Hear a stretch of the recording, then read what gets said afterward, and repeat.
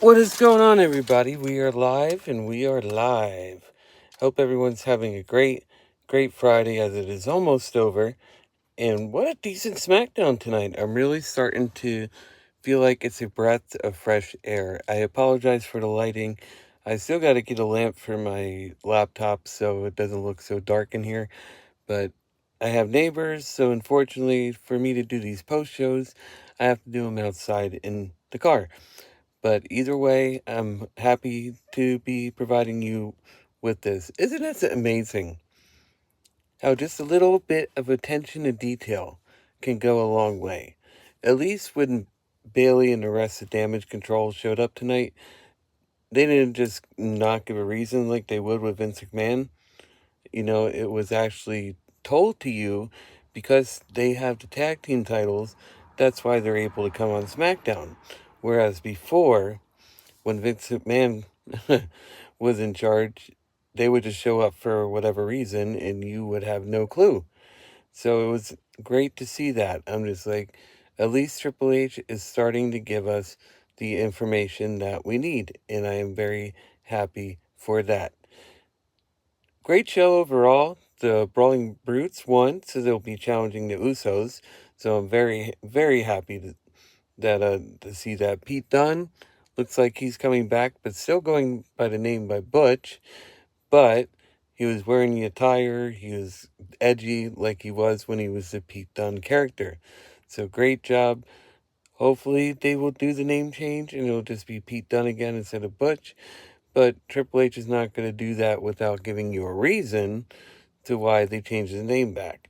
So I guess he's trying to find a solution or a way to be able to fit that name into that character, and I guess maybe he just hasn't got around to it yet. As, hey, give the guy a break. He's running 3 shows every single week, plus the pay-per-views, and God knows what else Triple H is doing. I mean, that man is probably so busy he probably doesn't have time to sleep. So, we can't complain that much, right? But, great show overall. With Braun Strowman, I could care less. Honestly, guys and ladies that watch SmackDown, Braun's not going to be much after a couple of weeks. Already in the first week or two, is it the second week or his first week? I don't know. But already we're starting to see everything he knows how to do. He tried the little run around the ring to go woohoo, and yeah, he slipped and fell. So there goes that. But Jesus Christ, man, I'm like, really? Really? It's like, what? This guy can't do much else other than running Power Slam. Oh, brr. It's just, oh my fucking God. I can go without Braun Strowman. But the big news that was heading into tonight is that Logan Paul has a challenge for Roman Reigns. So it looks like what they're going to do is have Logan Paul versus Roman at Crown Jewel. Why? I have no clue. I have no clue, everybody. I don't know why they're even doing it. I don't. What has Logan Paul done to deserve a shot at Roman? There was actually some people that were like, oh, it's okay. Why not? Isn't there usually a reason why somebody gets a shot at Roman? I don't understand. I don't understand. I was like, why are they doing this? But it is a crown jewel show, and a lot of the matches they throw together have no rhyme or reason or even a meaning behind it. So I guess with that show, it's going to remain the same. They're just going to throw the biggest names they possibly can to sell that arena out. But Logan Paul, stick to YouTube, bro. I mean, he did a great job against with the Miz. I am not saying he did it. I'm not saying he's not capable, but he is in no way, shape, or form a caliber to wrestle Roman. Not even close. I mean, how long is that match going to actually last? A minute or two? I mean, come on, everybody. Really? I mean, I don't get it. I really don't get it what's going on with this, but I'm just like, Uh, there's going to be a few hiccups. There's going to be a few hiccups with Triple H. He's only a one-man army running the shows. I mean, I'm sure he has some help, but the majority of everything creative is going through him, so I'm sure it's a lot of pressure. But then you got people saying, well, why are you always giving Hunter a pass, and Tony Khan, you don't give him a pass? Tony Khan has been doing his position a lot longer than Triple H has. 3 years versus a month? I mean, come on. Yeah, he had some times before that where he was in charge, but he also had the guidance of Vince and other people. Now he's actually in a full-blown in-charge position for the first time in his career. So you guys got to give him a break. You know, he's already doing great things. It's nice to know that the ones in NXT now are not going to be buried. I don't know why Vince had such an issue with anybody from NXT, but for whatever reason, Vince wanted to bury all of them and not even give them a chance to shine. And thank God Triple H is here, because now we're starting to see Ricochet actually look a little decent. You know, we're starting to see some of the Karrion Kross is looking fucking awesome. So it's wonderful to see. So now we can start to realize that people that move up to the main roster from NXT are actually going to have value. They're actually going to have meaning. They're actually going to have purpose. And that's a great thing to see. I'm very happy about that. And all of us should be too. We should all be thankful that the people we like in NXT are going to come up and actually have some value. They're not going to be buried. They're actually going to have a chance to shine in the ring and actually be able to do what they're set out to do. And by the way, JD from NY206, it is not black and gold. It's white and gold, dumbass. I don't know where you got that in your head that it's black and gold. Just because a little bit is black. So I saw some black and I saw some gold, but I'm just going to exclude the white. I mean, come on, really? Really, really, really? That's just terrible. Come on now. Really?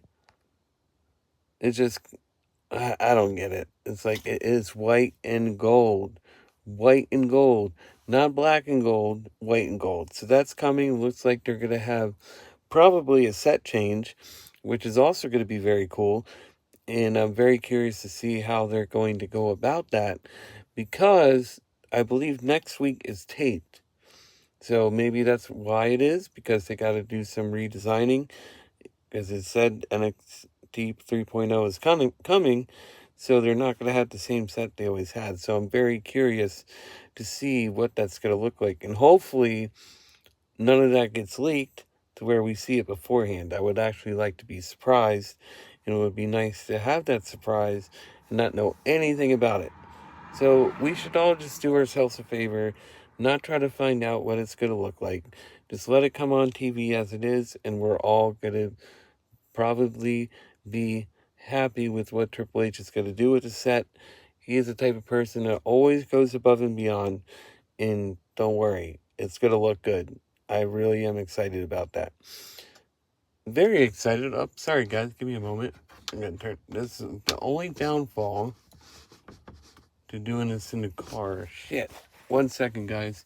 Having a little blackout problem. There we go. But I'm back. But those of you that don't think I was being serious about my hand being handicapped, I actually am. I can't show you the back of my neck, but I have 17 stitches. I went through Chiari malformation surgery. It's hard to really explain what they did, but if you guys want to find out about that, you can go on YouTube. There's tons of videos that can go into in-depth detail to help you guys learn what Chiari malformation is. It's something that I had when I was born with. I had no idea up to about a couple years ago. And thank God the doctors found it and they were able to treat it. The only problem is I had a lot of nerve damage in my back, even had a cyst on my back, and whatever they did, unfortunately the right hand is not working that well. These three fingers right here, as you can see, move very, very slow. This is not faking. This is the actual truth. I can move this finger pretty well, and the thumb is kind of tight, but it's tough. It's tough to deal with every single day. But that's how hard I work, and that's how much I want to give content out to each and every one of you. You know, I am so thankful for all of you. Excuse me. And then Drew McIntyre cut a promo on Karrion Kross, always talking about, oh, you're going to get me from behind, blah, blah, blah, blah, blah. It wasn't one of his best promos, but it was a lot better than Liv and Ronda Rousey. Oh my goodness. I wanted to just fall asleep during it. I'm just like, she just doesn't come off. She's a lot like Dominic. Put them by themselves, they can't do it. Put them with somebody else, they might have the extra oomph that they need to get their point across. But from what I'm seeing, when they're actually doing it solo, it's not that good. It really isn't that good. Dominic wasn't really a heel character to me. I just felt that was kind of cheesy and stupid. Rhea saved that promo, thank God. But Dominic needs some extra help. Liv needs some extra help. But I'm going to predict here, guys. You may not like this opinion, but I think Liv takes the L finally, and the title goes back on Ronda Rousey, and they move on from Liv Morgan, and the little honeymoon phase is done. I think at Extreme Rules, Ronda Rousey will take back the women's title. The funny thing is, not many people are talking about Charlotte Flair these days. Honestly, I mean, she's a nice person.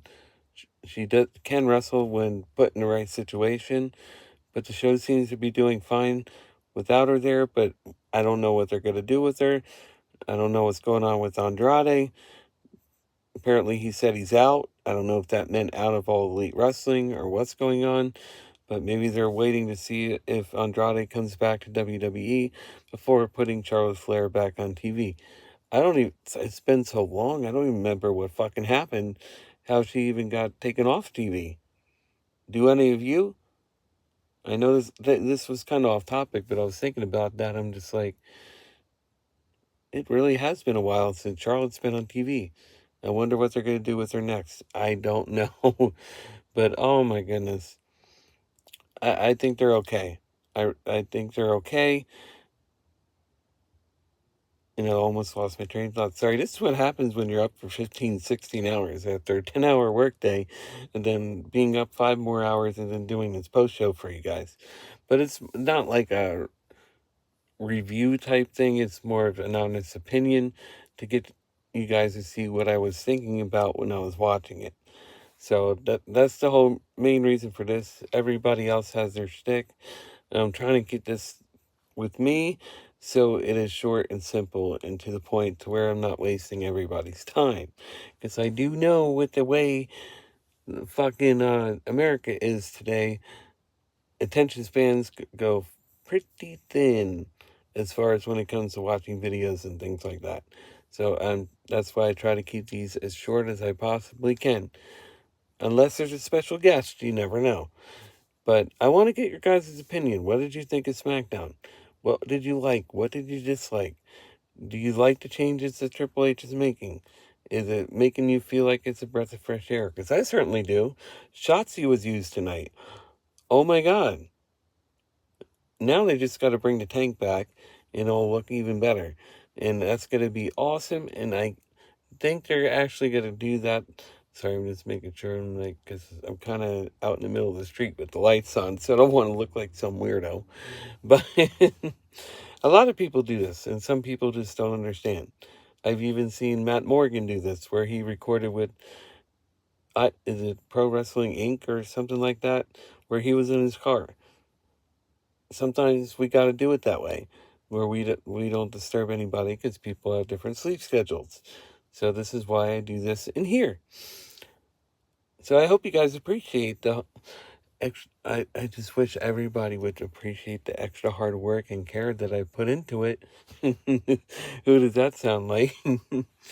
But yeah, it does take a lot of work to do this, and I really do appreciate those of you who stuck around.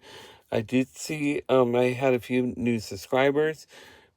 Fortunately, YouTube does not show me who it is right away. So hopefully tomorrow I will see who exactly that was, and I will be sure to subscribe back and support you guys that do this too. I want us all to feel like we're a community, not one is above the other. So hey, this old man is staying awake just to give you guys a little few thoughts that you can depend on after each WWE show. I'm trying my best, and I'm trying to keep these consistent as possible, so you guys know if I say I'm going live, I actually mean it. But I do hope you guys appreciate that. I am gonna also have some background pretty soon for the live streams and get some other cool stuff going on to make it a little more enjoyable than hearing me bullshit for about 15-20 minutes. But that's what covered all the highlights of SmackDown. Those were the results. That's what I thought about the results. So I hope you guys enjoyed that. And I tried to have a little fun to keep you entertained. Also, please, before we go, if you guys can, give some prayer emojis for Buff Bagwell. And if you haven't seen a Diamond Dallas Page video, he is actually in rehab right now. He was struggling with some things, and he's trying to get that worked out before they finish the docu-series with him and Diamond Dallas Page. That is still happening, but DDP is waiting until he gets out of rehab. He said he sounds so much better when he's around the right people. He actually is so positive and very motivated. It's just when he's out of the bubble, as people say, that's when he has the issues. So I'm glad Marcus is getting the help he needs. And Buff, I love you, buddy. You know I'm always here for you. If you see this when you get out, love you to death. We're all here. Just let us know if you need anything, bro. Don't be afraid to ask for help, Marcus. Don't be afraid to give us a call if you need to talk to somebody. We're here for you, buddy. Because remember, Buff is his stuff, and the girls just can't get enough. We want to be able to keep seeing that. So get well, Marcus. We love you, man. But that's going to be it, guys. I got to get to bed. It's really late, and I got work tomorrow. But if you would like to actually have a live stream with step-by-step results, a breakdown, analytics, and all that, let me know in the comments. If I see enough interest in that, I'll do it. Okay? If I see enough interest in it, I will do it. I promise. I want to keep you guys happy and want to keep you guys returning. So please just let me know and I'll do it. No problems, no questions asked. So that's it, guys. No Real Wrestling will return on Monday for WWE Raw. Until then, fuck. It takes 2 holidays. Tomorrow and Sunday. But sometimes we need a break from the wrestling so we can go out with our family and friends. And it is the weekends. So I hope you guys have a lovely weekend. Get outside because it's going to get cold soon. It's going to get cold soon, and you are going to regret not going out now if you're not. And I did see someone just coming in the chat. Thank you so much. I saw you coming in and out. I appreciate it. I didn't want to let you down and not have a video. And I love everybody here. Without you guys, this would not be possible. Thank you so much. We're going to try to get that goal of 2,000 subs. I want to get this goal of 2,000 subs by Crown Jewel. We are at 1907. So we don't have that much longer to go. So please, if you guys can, if you're new, hit that subscribe button, as they all say. It is free and it won't cost you a thing. Until next time, guys, I'll see you back for Monday Night Raw. I love you. Take care.